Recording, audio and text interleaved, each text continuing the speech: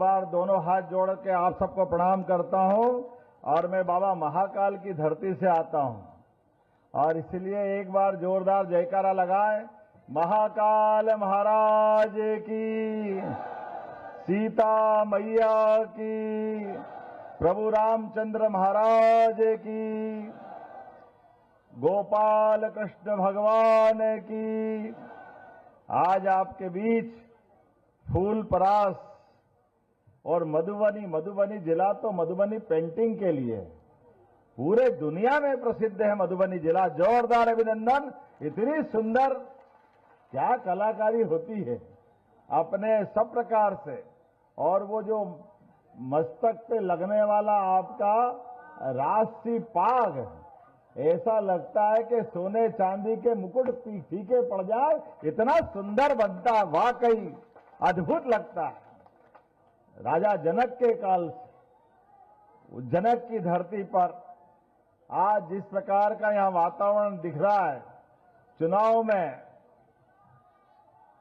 चारों तरफ से अब जिस वातावरण की हम चुनाव में बात कर रहे हैं, बड़ी संख्या में बहनें बैठी है और मैं आपके साथ चुनाव के दरमियान बात अगर करने आया हूं तो यहां हमारी शीला बहन जी आपकी जांची परखी और क्या वास्तव में चूल्हे चौके से लगा करके हमारी मंत्रिमंडल की सदस्य बनने तक क्या काम करती बहन। जोरदार अभिनंदन करो। जो काम मिल जाए आपके माध्यम से इस बात की पुष्टि होती है कि बहनों को, माता बहनों को, भारतीय नारी को जो काम दो बहुत अच्छे से करती है। ये पक्की बात है। ये माता बहनें हमारे लिए वास्तव में पूजनीय है। दुनिया के अंदर 200 से ज्यादा देश है, लेकिन एकमात्र देश भारत है जो अपनी माता बहनों से देश को, हमारे नवग्रह में पृथ्वी माता को मातृ सत्ता से जोड़ते हैं। यह हमारा सौभाग्य है और इसीलिए प्रधानमंत्री नरेंद्र मोदी जी के लिए भी जोरदार अभिनंदन करो। हमारे यशस्वी प्रधानमंत्री के लिए धीरे धीरे करके माता बहनों के लिए कितना काम कर रहे हैं। आने वाले 2029 के बाद 33% आरक्षण बहनों को मिलने वाला है। जोरदार अभिनंदन करें। यह लोकतंत्र के अंदर सबसे बड़ा सम्मान है। हमारी अनुसूचित जनजाति वर्ग से आने वाली महामहिम राष्ट्रपति जी के लिए भी पहली बार उड़ीसा की हमारी बहन, मैं इसलिए बात कह रहा हूं कि ये धरती कर्पूरी ठाकुर जी की भी धरती है। जोरदार अभिनंदन करें हमारे कर्पूरी ठाकुर जी के लिए, जिनको भारत रत्न का सम्मान देने का काम किसी ने किया है। तो एनडीए सरकार के माध्यम से हुआ। जोरदार मोदी जी के लिए और नीतीश कुमार जी के लिए अभिनंदन करें। हमारे हर एक नायक जिसने सभी वर्गों के कल्याण के लिए काम किए, छोटे से छोटे समाज के व्यक्ति को भी जोड़ करके लोकतंत्र में सम्मान के साथ आगे खड़ा करना, ये व्यक्ति जो लंबे समय तक काम करते हैं, लेकिन बड़े दुर्भाग्य के साथ कहना पड़ेगा, कांग्रेस केवल वोट मांगती है, जमाने भर की बात करती, लेकिन जब कभी भारत रत्न का मौका आए तो अपने खानदान के अलावा कोई दिखता नहीं है उनको। उनका एकमात्र खानदान, जवाहरलाल नेहरू भारत रत्न, इंदिरा गांधी भारत रत्न, बाद में राजीव गांधी वो भारत रत्न, सारे भारत रत्न घर में लाते हैं। और ये मोदी जी है जो योग्य लोग वहां तक पहुंचाते। जोरदार अभिनंदन इस नाते से करिए। गरीब से गरीब आदमी के परिवार से निकल गए जो व्यक्ति बड़े, जिसने अच्छा काम किया। और हमारे लिए तो और सौभाग्य की बात है, ये केवल एनडीए वाले कर सकते हैं, जिन्होंने हमारे भले दल के भी नहीं हो, लेकिन खुद कांग्रेस के भी बड़े बड़े नेता रहे। अब प्रणब मुखर्जी आपके पास के बंगाल के थे, लेकिन बंगाल के प्रणब दा ने जितना अच्छा देश के अंदर अपना अलग अलग सरकार के माध्यम से मंत्री में काम किया, बाद में राष्ट्रपति के रूप में काम किया, उनका भी सम्मान होना चाहिए। ये केवल एनडीए वाले मोदी जी की सरकार कर सकती है।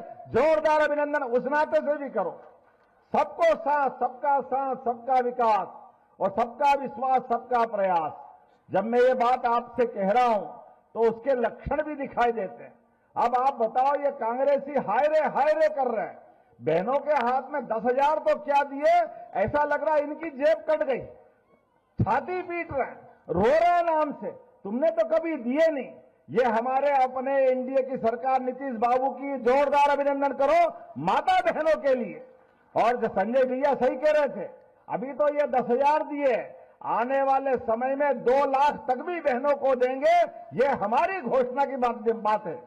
और किसानों को सम्मान निधि, सीमा पे जवान और खेत में किसान, दोनों को समान दृष्टि से देखने का भाव यशस्वी प्रधानमंत्री का है।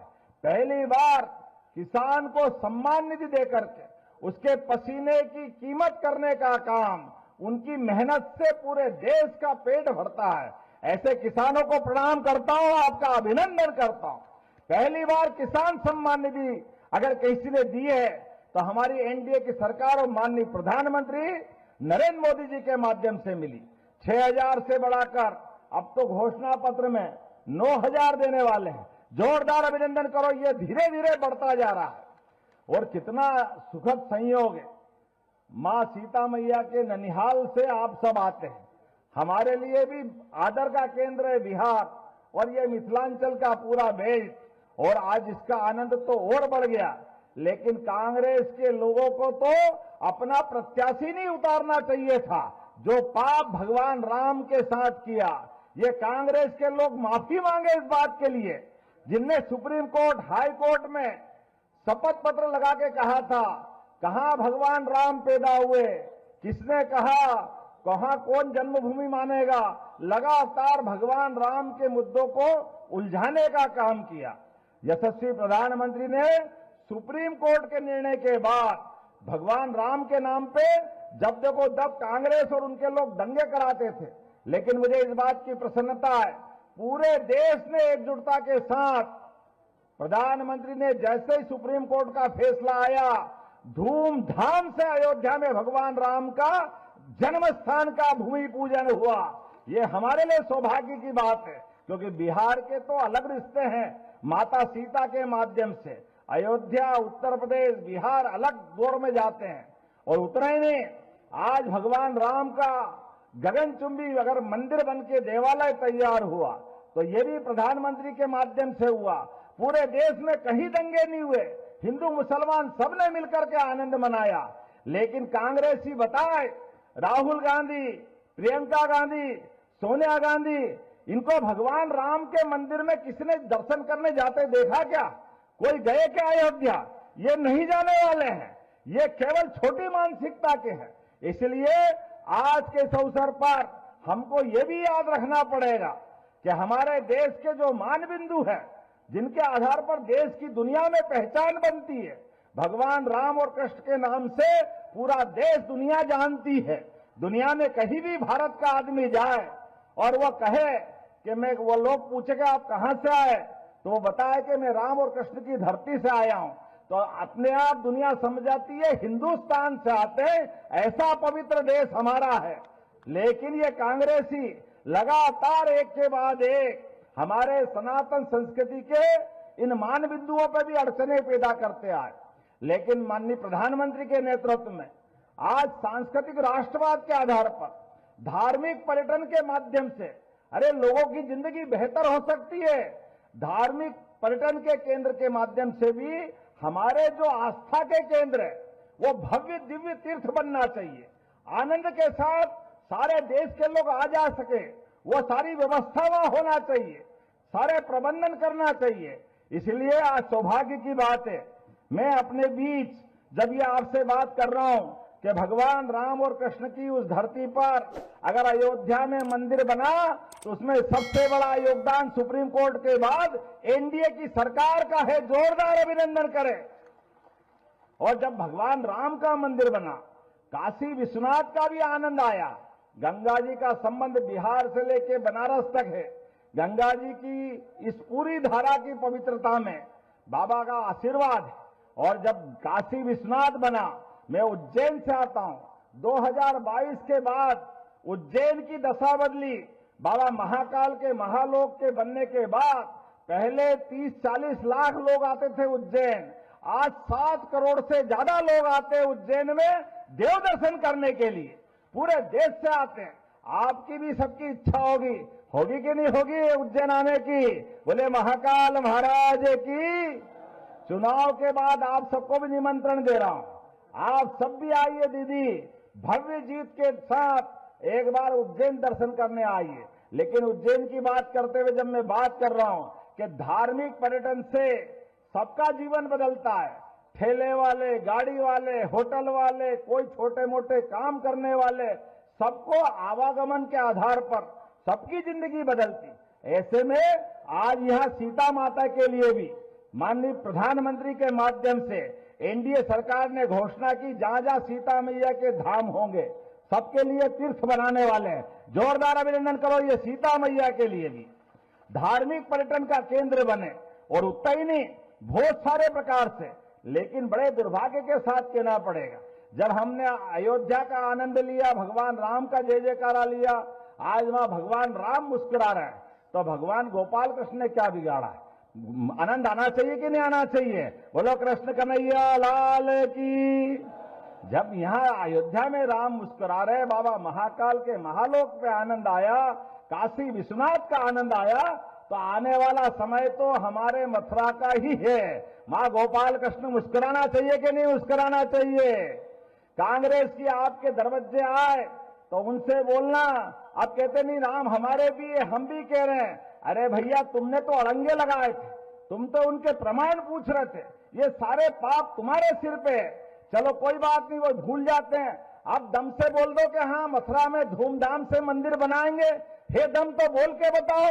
ये नहीं बोल सकते क्योंकि केवल वोट के भूखे हैं। और हमारे लिए सौभाग्य की बात है, आज मैं मिथिला में आकर के फूल परास में अपनी बहन के लिए बात कर रहा हूं।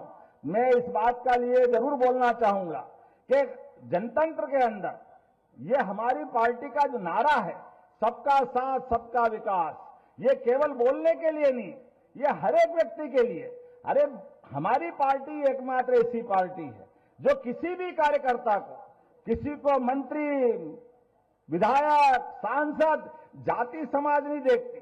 मुझे इस बात की प्रसन्नता है कि मैं आपके यदुवंश से आता हूं और यदुवंश से आने के बाद भी पार्टी विधायक बनाती है, मंत्री बनाती है। ये हमारा सौभाग्य है।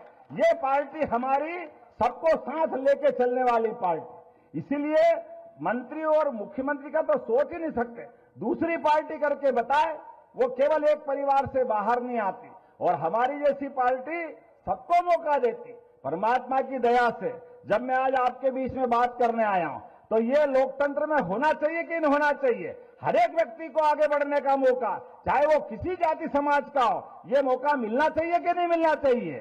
तो हमारे बीच आज का चुनाव इसी बात का है कि एक तरफ परिवारवाद और एक तरफ राष्ट्रवाद, एक तरफ लोकतंत्र की दुहाई, लोकतंत्र के लिए चुनाव में लड़ाई लड़ने वाला मामला है, और दूसरी तरफ एक परिवार के लोग लड़ते हैं। मैं आज आपसे बात करने आया हूं, इस नाते से भी बात करता हूं कि भगवान कृष्ण का जब हमारी सरकार बनी, मेरे अपने परिवार में तो कोई मंत्री नहीं, कोई विधायक नहीं, कोई सांसद नहीं, केवल मैं भाजपा का कार्यकर्ता था और पार्टी ने सभी काम के साथ साथ इतने बड़े राज्य का मुख्यमंत्री बना करके, ये जो परमात्मा की दया से पार्टी का विचार, हमारा तो यहां एनडीए का बहुत अच्छा क्या तीर छाप है और हमारी पार्टी का है फूल छाप, कमल का फूल, और ये आपका फूल परास है तो डबल रिश्ता बनता है।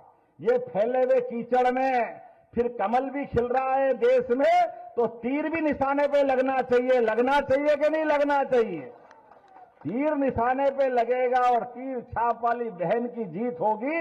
इसी अपेक्षा के साथ मैं हजारों किलोमीटर से आपके बीच आया हूं और आपकी सबकी आंखें बता रही है, यहां का उत्साह उमंग बता रहा है कि आने वाले समय में 14 तारीख को जब रिजल्ट निकलेगा तो भारी बहुमत से तीर निशाने पे लगेगा। जोरदार अभिनंदन करें अपने जीत के लिए।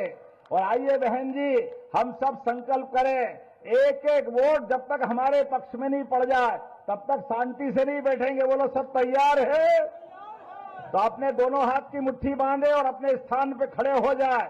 अपने एक एक वोट को, एक एक वोट जब तक पक्ष में नहीं डल जाए तब तक शांति से नहीं बैठेंगे। तो मेरे साथ बोले भारत माता की, भारत माता की, भारत माता की।